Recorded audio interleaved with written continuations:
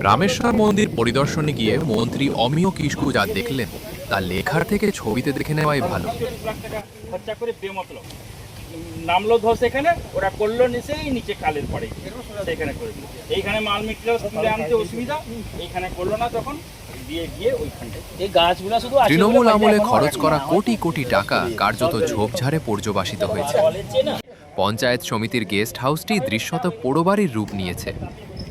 বৃহস্পতিবার নয়াগ্রামের ঐতিহ্যবাহী এই মন্দির চত্বরে পৌঁছে তিনি স্থানীয় বাসিন্দাদের সঙ্গে নিয়ে গোটা এলাকা ঘুরে দেখেন এবং উন্নয়নের বিভিন্ন দিক নিয়ে আলোচনা করেন।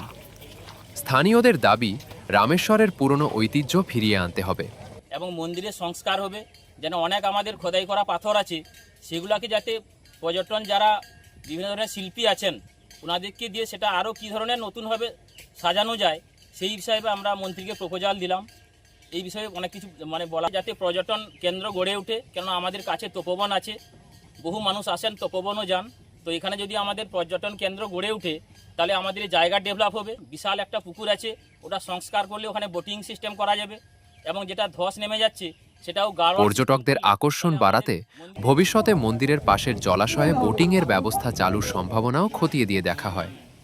পাশাপাশি মন্দিরের পূর্ব দিকের ভাঙন রোধে গার্ডওয়াল নির্মাণের পরিকল্পনাও গ্রহণ করা হয়েছে। মন্ত্রী জানান, যত দ্রুত সম্ভব উন্নয়নমূলক কাজ শুরু করার চেষ্টা করা হবে।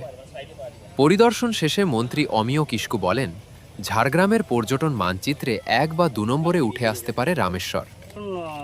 করার ক্ষেত্রে একটা সুন্দর জায়গা, আমাদের ঝাড়গ্রাম জেলাতে এই যে জায়গা দেখলাম এখানে, বা আগে থেকেও জানতাম, আজকে ভালো করে ঘুরে দেখলাম। এটা যদি আমরা ঠিকঠাক করে সরকারের পক্ষ থেকে পর্যটন কেন্দ্র হিসেবে আমরা গড়ে তুলতে পারি তাহলে ঝাড়গ্রাম জেলার মধ্যে এটা 1 নম্বর বা 2 নম্বর একটা স্থানে থাকবে। এই পরিদর্শনে উপস্থিত ছিলেন নয়াগ্রাম বিধানসভার কোঅর্ডিনেটর প্রবীর প্রধান, এলাকার বিশিষ্ট ও স্থায়ী বাসিন্দারা এবং অন্যান্য গণ্যমান্য ব্যক্তিরা। রামেশ্বর মন্দিরকে কেন্দ্র করে সরকারের এই উদ্যোগ বাস্তবায়িত হলে নয়াগ্রামের পর্যটন মানচিত্রে নতুন দিগন্তের সূচনা হবে বলে আশাবাদী স্থানীয় বাসিন্দারা। নয়াগ্রাম থেকে দীপ দুয়ারি ও সুনিপম মহাকুলের রিপোর্ট, ডাইরেক্ট নিউজ। বেশি মানুষজন এখানে আসবেন, কেন আমাদের কাছে তপোবন আছে, দুটো জায়গায় একই জায়গায় দেখতে এলে তপোবনও দেখতে পাবেন এবং রামেশ্বরও। একটা ঢিলে দুটো পাখি বধ হবে। এবং দেখেছেন পুকুরের যে এরিয়া, বোটিং সিস্টেম করলে প্রচুর পর্যটন আমরা এখানে টানতে পারবো এবং জায়গাটা প্রচুর ডেভেলপ হবে। আর এত সুন্দর সিস্টেম আছে, তো সেই জন্য বলছি আপনি পর্যটন মন্ত্রীর সঙ্গে কথা বলবেন এবং যাচ্ছেন তো বিধানসভায়, এই জিনিসটা তুলবেন। মন্দির এবং তপোবন কাছে, তো এটাকে পর্যটন এবং প্রত্যেক দিন এত পুণ্যার্থী আসছেন, আর যদি কেউ আসতে চান, যদি সোমবার নিয়ে আসা, এই শ্রাবণ মাসে যদি কোনো সোমবার আসেন, আমার মনে হয় 1 থেকে 1,500 পুণ্যার্থী হয়, বেশি হবে আরো।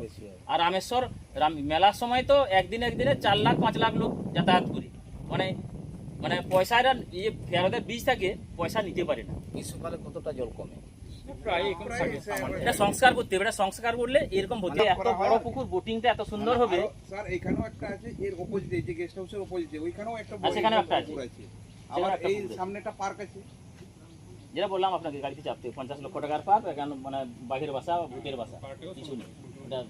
তো এটা এত সুন্দর পরিবেশ, যাবতীয় এবং গরিব মানুষ সেখানে প্রায় 2,000 টাকার একজন জিনিস পাবে। রামেশ্বর মন্দিরে এখানে প্রোগ্রাম হবে, ওনারা রাত্রে থাকবেন, এনজিও সংস্থা থেকে এখানে ওনারাও আসবেন বলেছেন। তো সেটাও আমি করে রেখেছি, ব্যবস্থা হওয়ার সঙ্গে ছাতা এবং দুপুরে এলাহি খাওয়ার আইন। আর শাড়ি নিয়ে এসেছিলেন প্রায়